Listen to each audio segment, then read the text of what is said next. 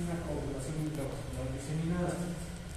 Los procoagulantes, el factor 8 de von Willebrand, disminución de las moléculas de tipo Adams, que son inhibidores, más bien son de tipo anticoagulantes, la disminución de la antitrombina 3. Lógicamente, si no hay la antitrombina, el trombo va a persistir más tiempo, va a durar más de lo habitual. Disminución de la proteína C, que es otro factor anticoagulante. Aumento del factor 8, que es el factor de von Willebrand, y disminución del plasminógeno. Ahora, los factores que más bien pueden inhibir el evento de la coagulación intravascular diseminada sería que haya una disminución en la cantidad de los trombocitos de plaquetas, trombocitopenia, disminución de los factores de la coagulación, excepto el factor 8 de von Willebrand, disminución del fibrinógeno, es decir, cuando hay falla hepática, el hígado ya no produce esta proteína. Bueno, este precursor, más que proteína, es un precursor. Aumento de los activadores del plasminógeno y disminución de los inhibidores de la plasmina. Esto también ya es reiterativo. Otros compuestos que son anticoagulantes, antitrombina, trombomodulina, tenemos el óxido nítrico, prostaglandina 2, tenemos alpha-fosfato ATPasa y también tenemos el factor tisular.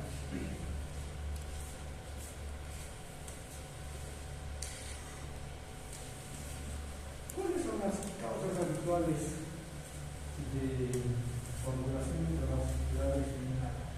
Decíamos, hay muchas causas. Tenemos la septicemia en general, el estado séptico cuando el paciente tiene un cuadro de SIDS, síndrome de respuesta inflamatoria sistémica, y a eso se le suma un foco séptico.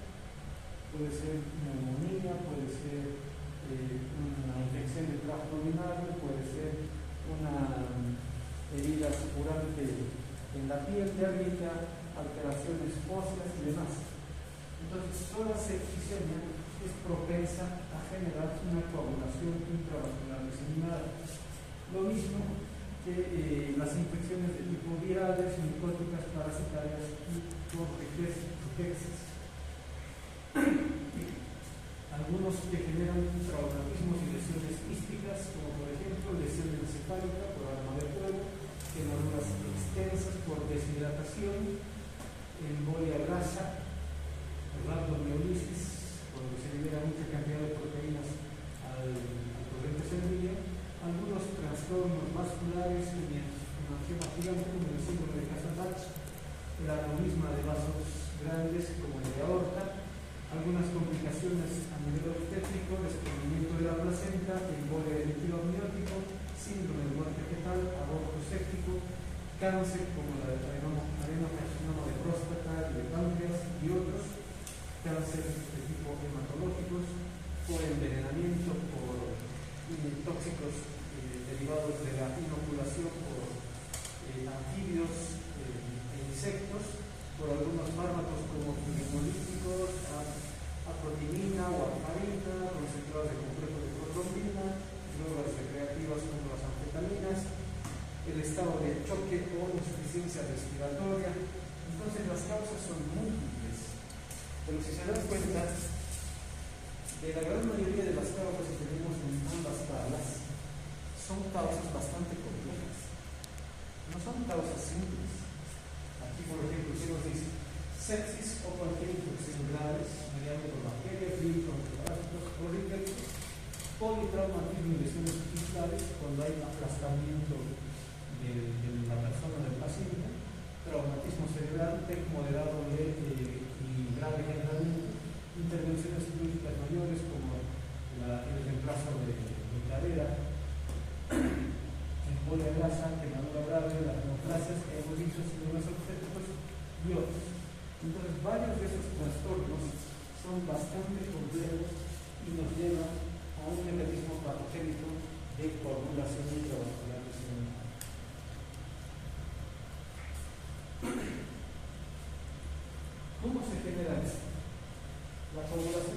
vascular diseminada simplemente requiere un mecanismo de activación descontrolada de la trombina. Este factor, que es producido por el hígado, es decir, la protrombina, rápidamente se rompe en estados sépticos. ¿Por qué? Porque el pH de la sangre cambia, el pH del plasma cambia y se torna en un estado acidótico. Entonces, sobre todo el estado acidótico rompe fácilmente la protrombina y la convierte en trombina, y eso inmediatamente se puede diseminar o activar en todo el organismo. Con la activación de la trombina, ¿qué va a pasar? Se va la trombina, la protrombina se convierte en trombina y la trombina rompe o activa al fibrinógeno, convirtiéndolo en fibrina. Entonces, de esa manera se van generando una gran cantidad de depósitos en la microcirculación. Entonces, ¿quién ha sido la causa? Ni siquiera ha sido una causa directa. No es que se han aumentado las enzimas para activar a la protrombina como tal o a la trombina, sino simplemente ha sido un viraje del pH. El pH de la sangre, que habitualmente es ligeramente alcalino, entonces en el estado séptico, lógicamente vira el pH a un estado acidótico. Pero lo mismo puede ocurrir si estuviéramos en un estado de alcalosis. En el estado de alcalosis, lo mismo, la alcalosis facilita la ruptura y la activación de la protrombina en trombina, y por ende luego la trombina activa el fibrinógeno convirtiéndola en fibrina. Así de sencillo. Eso es lo que ocurre. Y no solamente en el estado séptico, el trauma, todas las patologías, o mejor dicho, causas que hemos citado hace un instante, van a generar lo mismo: activación de manera descontrolada en la trombina. Entonces se forman mallas de fibrina en gran cantidad, y como hay gran cantidad de fibrina, las plaquetas, ¿qué sucede?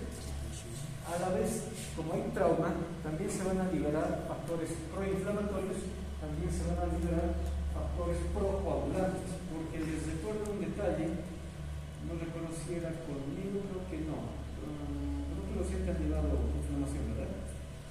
Entonces, en el mecanismo de la inflamación, siempre la respuesta, donde está la lesión, yo me golpeo, y donde está la lesión, siempre se va a activar la cascada de coagulación. ¿Por qué? Porque, ¿qué genera la inflamación? Vasodilatación. ¿Qué pasa con la vasodilatación? Mecanismo trasulativo. El plasma fuga, sale, y se genera el edema, el hinchazón, el tumor. ¿Lo están siguiendo, verdad? Entonces, el organismo, ¿cómo lo entiende en ese instante, en ese punto específico donde está la lesión? ¿No será que está sangrando? Porque la presión arterial en ese punto de la lesión va a caer. Entonces el organismo dice, ¿no será que estamos perdiendo volumen de sangre? Entonces activa mecanismos procoagulantes. Siempre todo proceso inflamatorio local, sobre todo, siempre activa a la cascada de coagulación, por cualquiera de las dos vías. Si es simplemente un trauma, de todos modos hay lesión probablemente vascular, y puede ser por vía intrínseca al igual que por vía extrínseca. Pero si es un trauma con ablación de segmento, o por lo menos con una lesión penetrante, con mayor razón, porque ahí sí va a haber hemorragia, sí va a haber sangrado. Entonces, en todo proceso inflamatorio, sobre todo agudo, siempre se activa la cascada de coagulación. Entonces, nada raro que en un estado séptico, nada raro que en un trauma múltiple, nada raro que en un TEC, nada raro que en los tumores que habíamos citado, cáncer pancreático, cáncer gástrico, o los diferentes tumores. Nada raro que las infecciones, tanto parasitarias, bacterianas, fúngicas o virales, por ejemplo a nivel respiratorio, neumonías. Nada raro que al estar lesionando el endotelio se active la cascada de coagulación. Pero ¿dónde está el detalle de la coagulación intravascular diseminada? Es que esto se va a magnificar. se va a descontrolar. ¿Y quién va a ser el que media este descontrol? Generalmente son los propios factores proinflamatorios y procoagulantes. Son los mismos factores proinflamatorios y procoagulantes. Por ejemplo, uno de ellos que es muy fundamental, ya lo hemos citado, el factor activador de plaquetas. Factor activador de plaquetas y el tromboxano A2. Porque en todo mecanismo inflamatorio, reitero, como el organismo piensa, ¿no será que estamos perdiendo sangre? Y de hecho se está perdiendo plasma, edema, presión baja. Entonces dice, hay que cesar seguro a algún punto, porque se está jugando la sangre, hay hemorragia probablemente, hay que ir a acelerar ese punto para que no siga habiendo más salida, más fuga de plasma o sangrado, dependiendo. Entonces sí o sí se activa cualquiera de las dos vías de la cascada de coagulación. Sí o sí se liberan factores procoagulantes, factor activador de plaquetas, tromboxano A2. ¿Qué van a hacer estos compuestos? Primero, que ya hay un descontrol de activación de la protrombina en trombina y la trombina luego en fibrinógeno en fibrina. Al mismo tiempo, por estos compuestos, factor activador de plaquetas, tromboxano A2, las plaquetas ya están activas. ¿Cómo es una plaqueta activa? Dice la teoría, si recuerdan, una plaqueta es polimorfa, puede tener diferentes, pero no tiene número, puede tener diferentes aspectos, generalmente es polimorfa, o en algún caso la consideramos circular. ¿Qué pasa cuando hay factor activador de plaquetas? ¿Qué pasa cuando hay tromboxano A2? La plaqueta se torna corrugada y además genera una matriz extracelular que es como un pegamento. Entonces la plaqueta se activa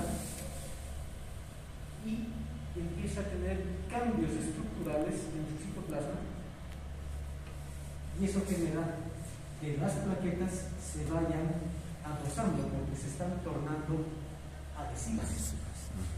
O sea, la matriz pericelular que generan las plaquetas es rica en proteoglicanos y otros compuestos que permiten la adhesión entre plaquetas y la fibrina, y entre plaquetas entre sí.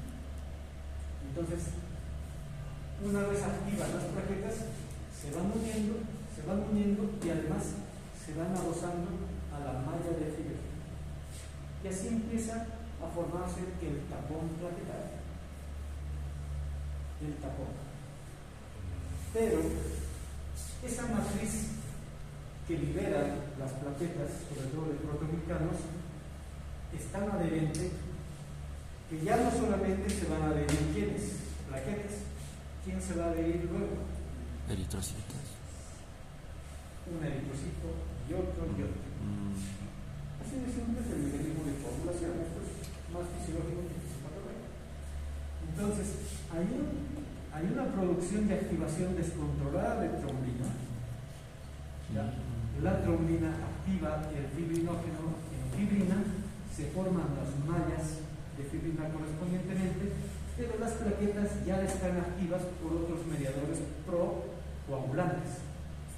Con plaquetas activas, con depósitos de fibrina, es fácil que la plaqueta se adhiera a la fibrina y asimismo el glóbulo rojo se vaya también adhiriendo a esta malla por red de fibrina. Es así de básico y así de simple el proceso de formación del coágulo o de los coágulos, porque esto va a ocurrir en diferentes sitios. Puede que el paciente solamente se haya golpeado el antebrazo, una lesión pero muy cruenta, tal vez con fractura, pero de ahí empieza y se empieza a diseminar a toda la vasculatura. ¿Por qué? Porque se está liberando gran cantidad de factores procoagulantes.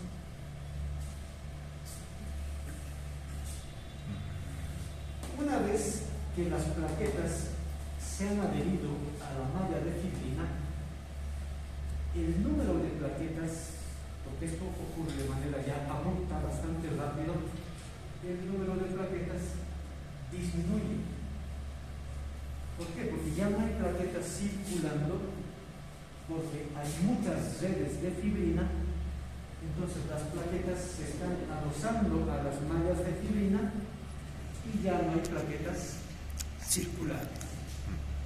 Entonces, mientras va aconteciendo la instauración de la coagulación intravascular disseminada, las plaquetas se están consumiendo. Y no solamente las plaquetas, todos los factores procoagulantes,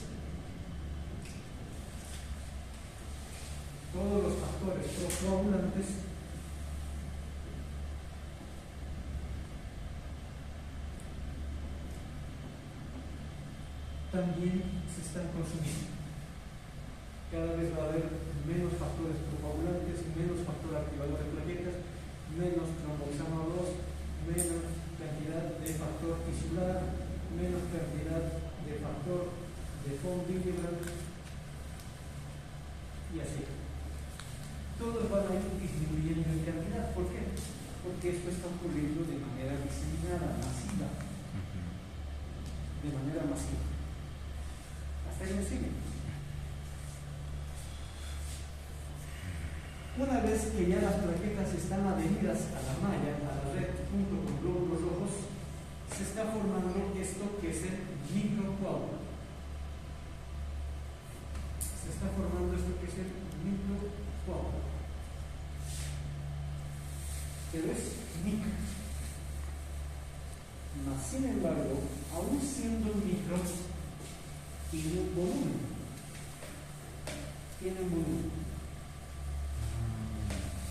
Y la sangre tiene que seguir su curso. Puede haber hemorragias, se va a formar el tapón plaquetario, probablemente un coágulo que inhiba o prohíba el sangrado de la hemorragia, y el flujo tiene que continuar. Pero en este caso se están formando más que solamente un coágulo en un sitio específico, más coágulos de tamaño reducido, microcoágulos. Entonces, esos microcoágulos, ¿qué van a hacer? Los microcoágulos empiezan a embolizar.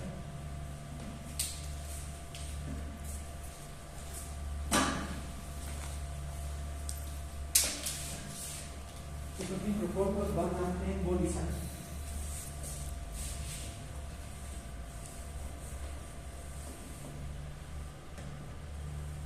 A cualquier lugar a donde les lleve la circulación. Ya está el microcoágulo y empieza a circular. ¿Qué otra probabilidad hay? De dos microcoágulos se fusionen y cada vez vaya aumentando la masa de este coágulo. Ya deja de ser microcoágulo. Pero de todos modos, siendo microcoágulo o con la opción de fusionarse, de adherirse con otros microcoágulos, cuando ya embolizan, van a llegar a un punto donde el capilar o la arteria ya no es de gran diámetro, ya no es capilar, es de pequeño diámetro, y ¡pac! Se enclava.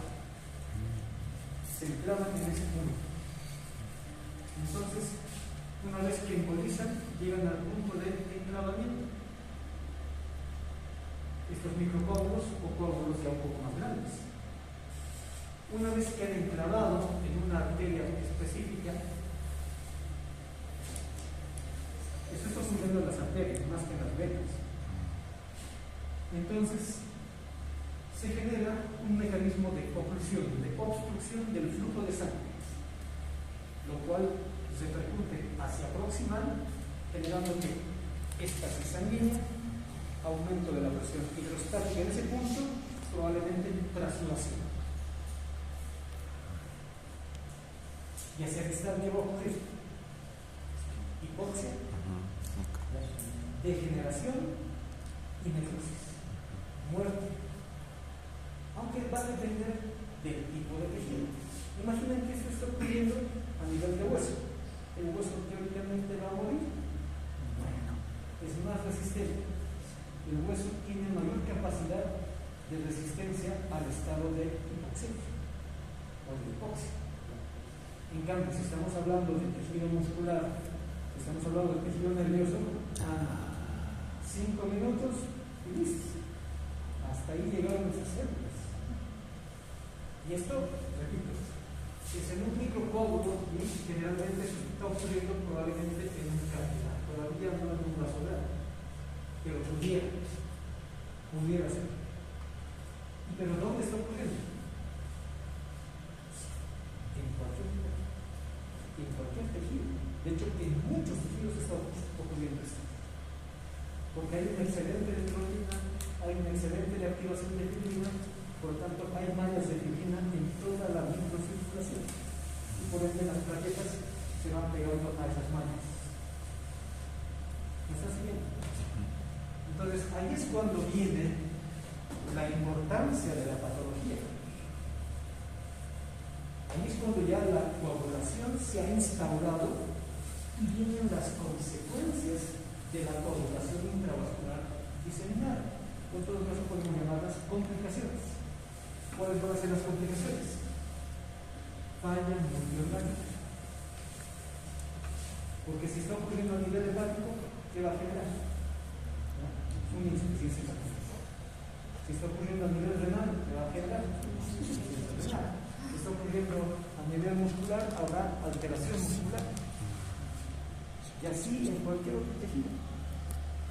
Microtrombos, microcoágulos que han embolizado, generan daño isquémico y al final se traduce en falla multiorgánica. No queda ahí. No queda ahí. Se están consumiendo factores procoagulantes, se está consumiendo la cantidad de plaquetas, y reemplazar plaquetas no es tan fácil. No es que a la media hora, a la hora ya vamos a tener otra vez la misma cantidad de plaquetas. No, toma tiempo. Lo mismo que la formación de glóbulos rojos. Y los glóbulos rojos también están ya adheridos formando los microcoágulos. Entonces, gradualmente el paciente también decae en su cantidad de glóbulos rojos, gradualmente. ¿Dónde está la segunda complicación de la coagulación intravascular diseminada? Al ya no haber factores procoagulantes porque ya se han agotado, aquí lo voy a anotar. Hay una etapa a la que puede llegar que es muy complicada. O sea, imaginen que ya está generando isquemia y falla multiorgánica y encima llega al clímax de la coagulación intravascular que se llama diseminada. ¿Qué se llama esa etapa? Se llama la coagulopatía de consumo.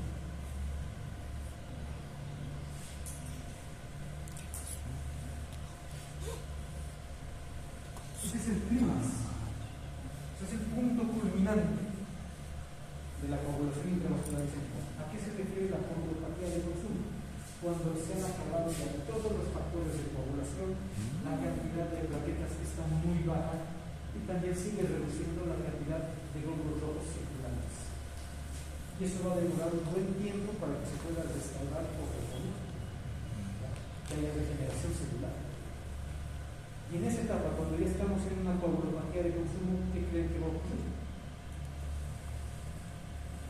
Sigue el estado séptico, sigue el trauma, sigue el cáncer, sigue el tumor, sigue la infección, neumonía, etc. Sigue. Ya ha provocado esto. Pero ¿qué más puede provocar? Entonces, estos mismos mecanismos pueden seguir generando trasolación, ¿ya? Y al final la trasolación puede terminar en ¿qué? En exudación, en hemorragia. Sobre todo donde haya coágulos un poco más grandes, aumenta la presión hidrostática, empuja las paredes y hasta puede romper la pared del capilar. ¿Me siguen? ¿Me entienden? O sea, aquí está el capilar, está el microcoágulo y la sangre tiene que seguir fluyendo. Hacia proximal sigue fluyendo. Fluye, pero empieza a generar un flujo turbulento, un flujo que empuja las paredes. ¿Y como son capilares, se rompen. No tienen mucha resistencia. No tienen mucha resistencia. Entonces, al romper, ¿qué van a generar? Hemorragia. Para ser correcto, microhemorragias.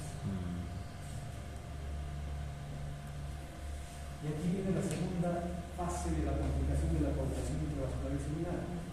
Primero había generado isquemia con probable falla microorgánica. Ahora van a venir las microhemorragias, pero ¿cuál va a ser la característica de estas microhemorragias? Son difíciles de controlar. ¿Por qué? Ya no hay factores. Ya no hay factores procoagulantes. Se ha consumido casi todos los factores procoagulantes. Se están agotando el número de plaquetas para formar el trombo planetario. Sigue habiendo glóbulos rojos, tiene que seguirse una gran cantidad. Es más difícil acabar con el número de glóbulos rojos. Entonces, estas microhemorragias, ¿a qué van a llevar? En los diferentes tejidos van a aumentar el daño isquémico, porque donde hay hemorragia todavía hay flujo proximal, pero ya no hay flujo distal. Entonces, una célula que ya estaba en estado isquémico, si a eso le sumamos un proceso hemorrágico, empeora su estado de hipoxemia o hipoxia, para ser más correcto. Hipoxemia es concentración de oxígeno en sangre, en plasma. Hipoxia cuando ya el oxígeno no llega a la célula. Por ende, los tejidos, las células no captan el oxígeno necesario. ¿Y a dónde les van a llevar esas células?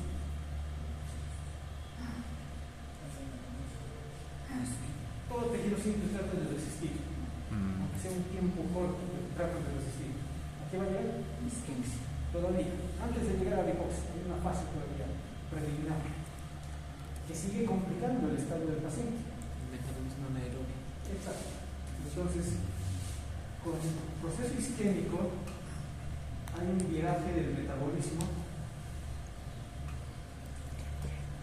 que lo que habitualmente era un metabolismo aerobio con oxígeno, porque ya no hay oxígeno, pero necesitan nutrientes, necesitan ATP para seguir viviendo.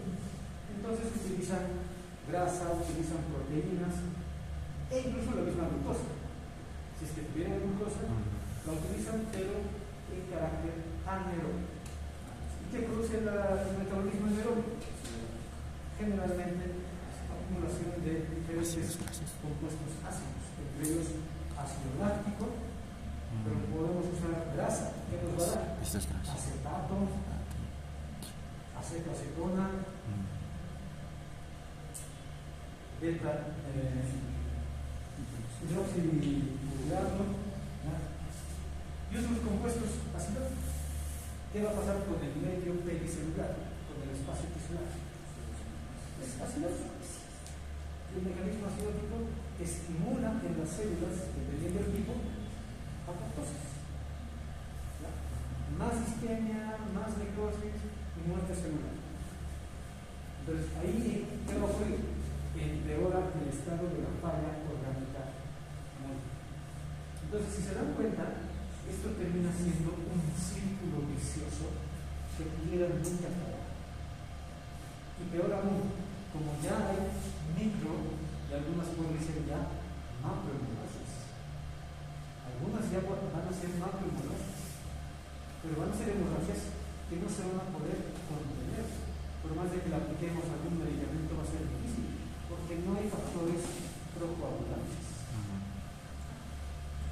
Entonces, ¿cuál cree que sería el manejo en ese instante, cuando ya se ha consumido la gran cantidad o casi toda la cantidad de factores coagulantes? ¿Cuál cree que sería el manejo?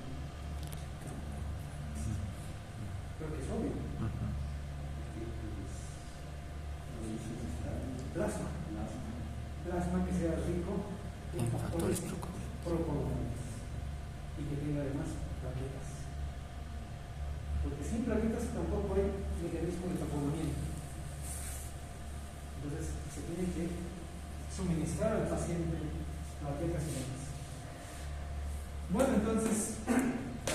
organismo, una vez que los glóbulos rojos se han adherido a las mallas de fibrina y se han adosado con las plaquetas que están pegajosas, hay muerte celular del eritrocito, hay hemólisis, por lo tanto se va a liberar hemoglobina, la hemoglobina se va a consumir, se va a producir bilirrubina. El paciente así mismo puede terminar en estado ictérico o otros trastornos. Y si esto va ocurriendo de manera masiva y el número de eritrocitos va cayendo, ¿qué va a pasar? Disminuye la capacidad de transporte del oxígeno. Y eso a qué lleva? A empeorar ya el cuadro, sobre todo ya de carácter respiratorio. Empeora el cuadro. Bueno, entonces llegamos a la fase, como hemos dicho, de la coagulopatía de consumo.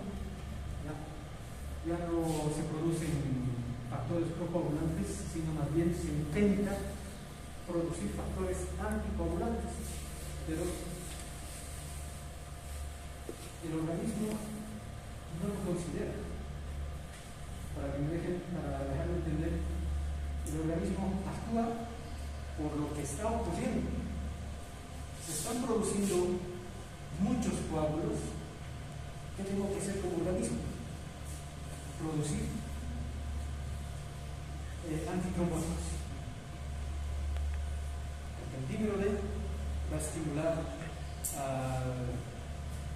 la antitrombina para que trate de eliminar los coágulos. Tienen que romper a los coágulos, porque si siguen habiendo más coágulos, va a seguir el daño isquémico, va a empeorar la falla orgánica. El organismo dice: no, ¿por qué hay tanto coágulo? Necesitamos anticoagulantes. Entonces empieza a liberar heparina, empieza a liberar factores que estimulan la destrucción del coágulo, ¿no? Como el plasminógeno, que se convierte en plasmina, luego el dímero D también. Entonces ellos van a intentar eliminar los coágulos. Tal vez no lo logren dependiendo de la etapa, pero ¿cuál es la desventaja de producir factores anticoagulantes? Que en algún sitio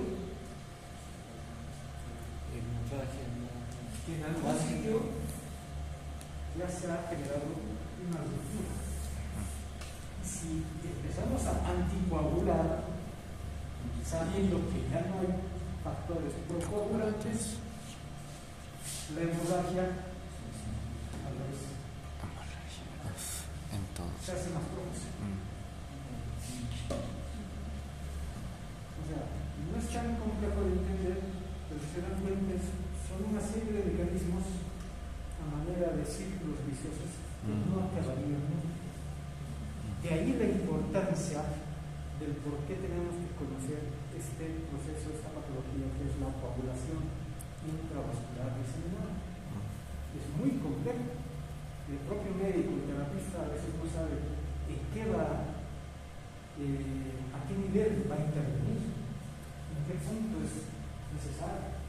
Por eso muchas veces se prefiere de urgencia hacer un mecanismo de diálisis. Hay que limpiar todos los factores, tanto pro como anticoagulantes, y dejar solamente por reemplazarlos, ¿no? Reemplazar con tejidos y equilibrados. Un equilibrio entre factores coagulantes y anticoagulantes. Y sobre todo, se necesitan plaquetas, que es muy importante para evitar el estado hemorrágico.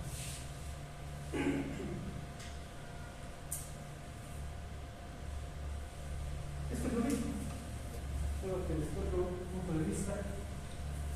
Hay una causal: sepsis, trauma, infecciones, tumores, por fármacos, ya hemos visto las causas.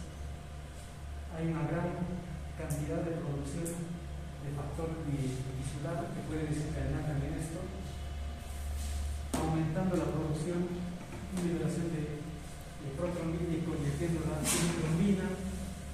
La trombina activa la fibrina en la microvasculatura. La fibrina genera mallas donde se adosan las plaquetas, se forman los coágulos, los trombos de carácter microscópico, microcoágulos, que se llevan a un estado de isquemia y probable necrosis, falla orgánica, falla tismal. Pero la misma fibrina, el consumo de la fibrina, más bien, la gran producción de fibrina lleva a un consumo de dos factores procoagulantes, entre ellos plaquetas, se van consumiendo. Al no haber factores procoagulantes, sobre todo plaquetopenia, si no hay plaquetas, no se forma el tapón plaquetario necesario para inhibir la hemorragia.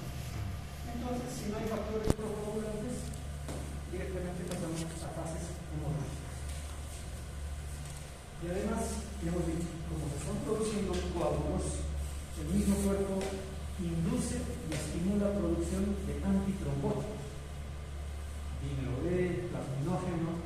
Entonces se genera una fibrinolisis que aumenta la degradación de la fibrina, se rompen algunos coágulos, pero tristemente estas enzimas, ya como el plasminógeno o la plasmina, no solamente va a actuar en la fibrina, también hay fibrina en el espacio intersticial, también hay fibrina en la pared vascular. Entonces, a la vez que rompe la estructura del coágulo, puede atacar a la misma pared vascular, generar mayor fragilidad del vaso sanguíneo y rompe. Se rompe por una presión ni siquiera ya muy alta, una presión baja, fácilmente puede romper el microvaso. Y eso empeora el estado hemorrágico. Y así se convierte en un círculo vicioso de mecanismos que llevan a falla multiorgánica. Esto ya es reiterativo.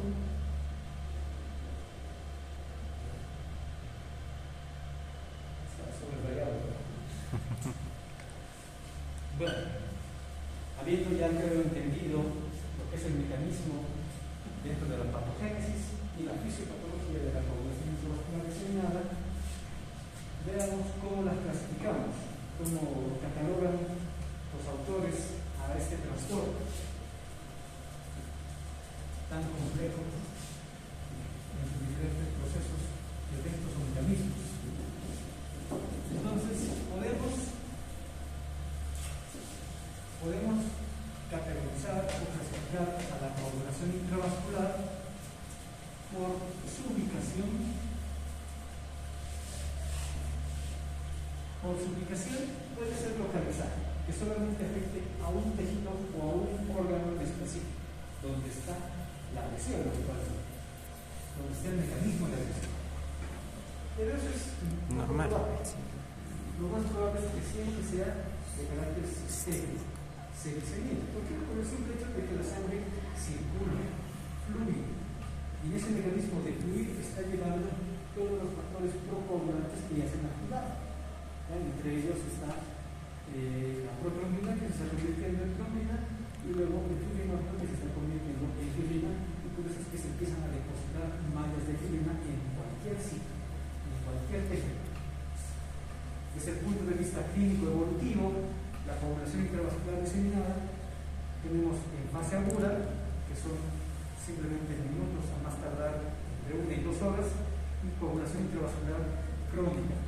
Pero en la crónica, lógicamente, ya el propio médico tendrá que haber intervenido para estabilizar hemodinámicamente al paciente. Por las alteraciones hematológicas que genera la coagulación intravascular diseminada, lógicamente tenemos la fase descompensada, que habitualmente se acompaña en la fase aguda, y la fase latente, larvada o compensada, que pudiera ser que el organismo logre batallar, pero muchas veces no es así. Tiene que ser bajo intervención médica que nosotros actuamos y damos un estado de un proceso, mejor dicho, medicamentoso o de diferentes intervenciones terapéuticas, como sería la diálisis que hemos dicho. Hay que quitar toda la sangre y reemplazar por una nueva sangre que sea equilibrada, con procoagulantes y anticoagulantes de modo equilibrado, sobre todo en categorías de. Entonces ahí pasaría a una fase de tipo compensada.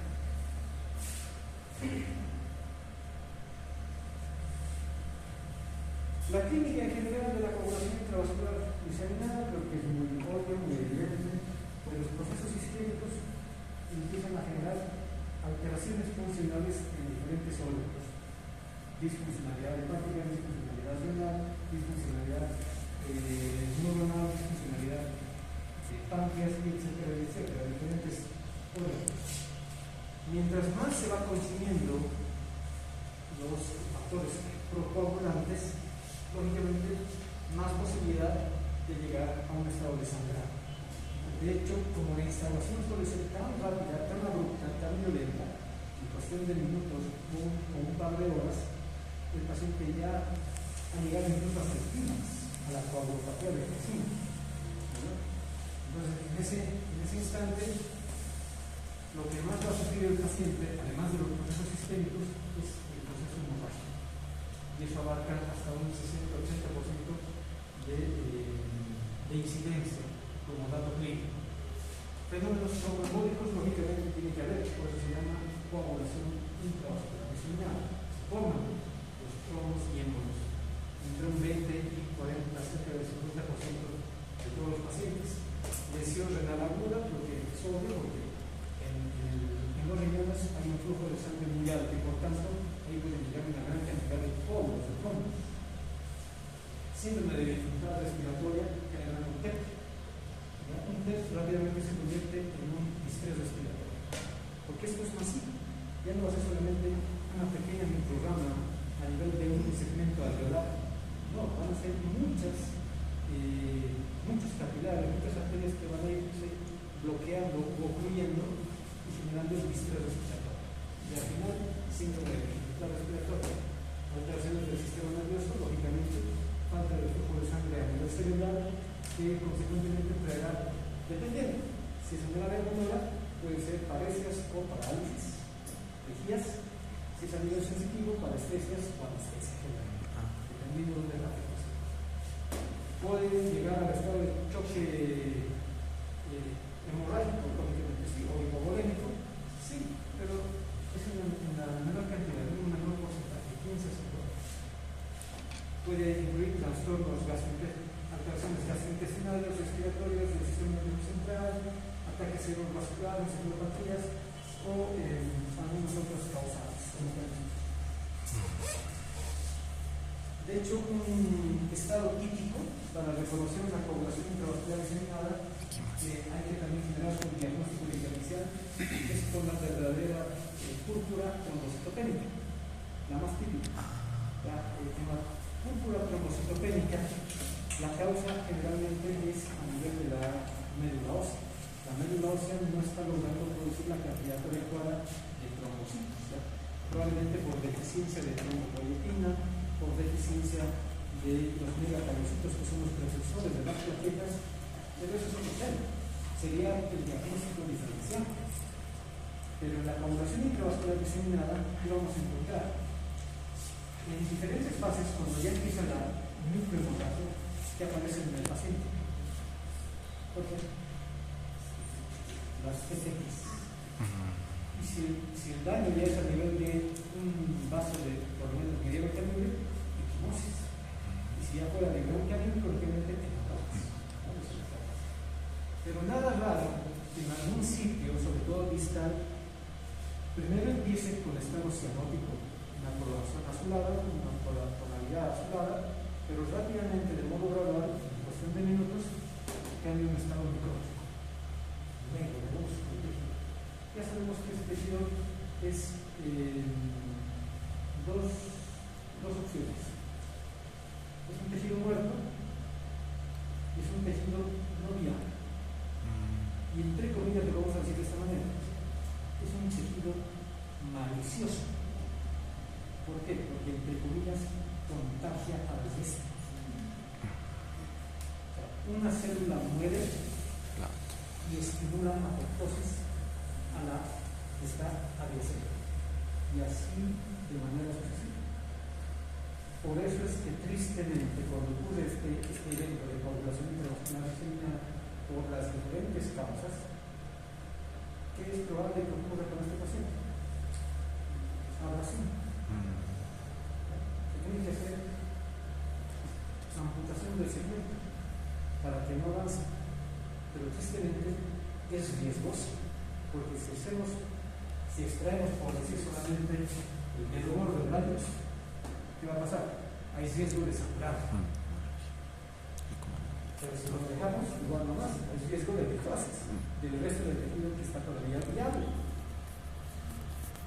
¿Por qué? Porque se puede volver a instaurar otro mecanismo tromboembólico de la coagulación intravascular disseminada. O sea, por eso el médico, y junto con todo un equipo de colegas y de especialistas, tienen que tomar las decisiones más adecuadas en los tiempos oportunos. Entonces, para hacer el diagnóstico de coagulación intravascular diseminada, aparte de la clínica, de hecho ustedes ya tienen que pensar, tienen que salir de acá con la idea. Un paciente séptico puede ir a una coagulación intravascular diseminada. Un politraumatizado puede llevar a una coagulación. Un paciente con cáncer, con tumor, puede llegar a una coagulación. Entonces, hay que prevenir. Que el paciente no llegue hasta estado tan complicado. Entonces, para eso también tenemos criterios mayores diagnósticos y menores para determinar el estado de coagulación intravascular diseminada. Tenemos tiempo de protrombina o actividad protrombínica. Después tenemos el tiempo de tromboplastina tisular, que ambos van a estar prolongados. Uno en segundos y el otro en minutos. El recuento de plaquetas, o sea, plaquetopenia, disminución, cuantificación del fibrinógeno, que también va a estar bajo. Son criterios mayores. Criterios menores, tiempo de trombina prolongado, productos de degradación del fibrinógeno altos y crisis de hemoglobina anormal. Entonces, con esos criterios uno revisa el diagnóstico. ¿Cuántos necesitamos? Habitualmente se requiere solamente 2 mayores y ya se hace el diagnóstico de coagulación intravascular diseminada. Puede ir acompañado de un criterio menor.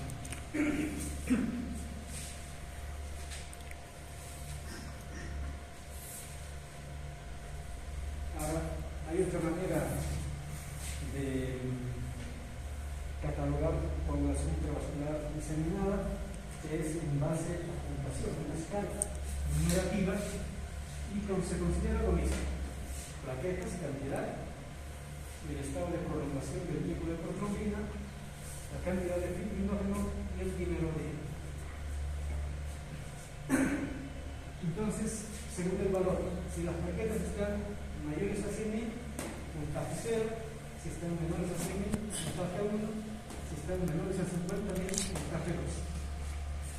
Si el tiempo de protrombina está menor a 3 segundos, puntaje 0; si está entre 3 y 6 segundos, puntaje 1; si está mayor a 3 segundos, puntaje 2. Si el fibrinógeno está mayor a 100 miligramos de cilitro, puntaje 0; si está menor a 100 miligramos de cilitro, puntaje 1; si el dímero D está en cantidad normal, puntaje 0; puntaje 2 si hay un incremento leve, y puntaje 3 si hay un incremento elevado. ¿Cuánto necesitamos para catalogar coagulación intravascular diseminada? 5 puntos o más, con cualquiera de estos.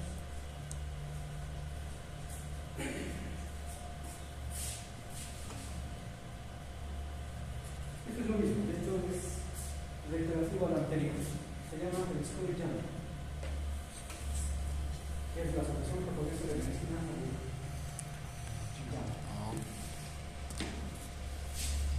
¿Por qué es actualizado? Que dice mayor a 4 puntos. El anterior decía mayor a 6.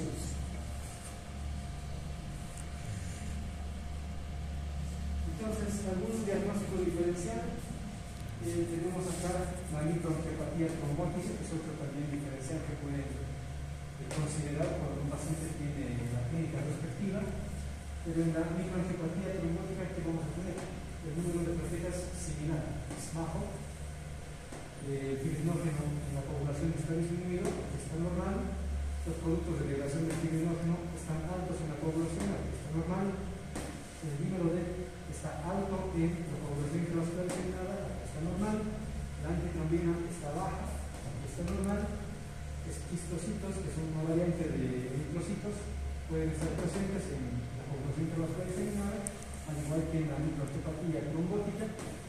La aptoglobina está normal en la población, y aquí está reducido, que es más típico para esto, y los tiempos de copulación son prolongados en la copulación intravascular estimulada, pero están normales en la intraarticular.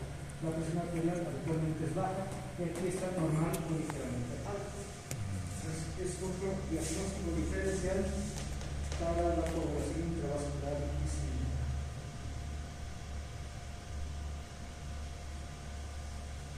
¿Qué hacer si detectamos un paciente con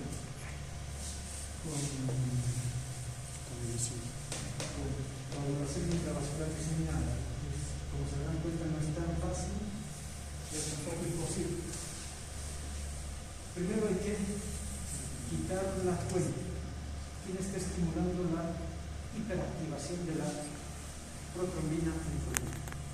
Sepsis, trauma, tumor, infección, ¿por qué? Hay que eliminar eso.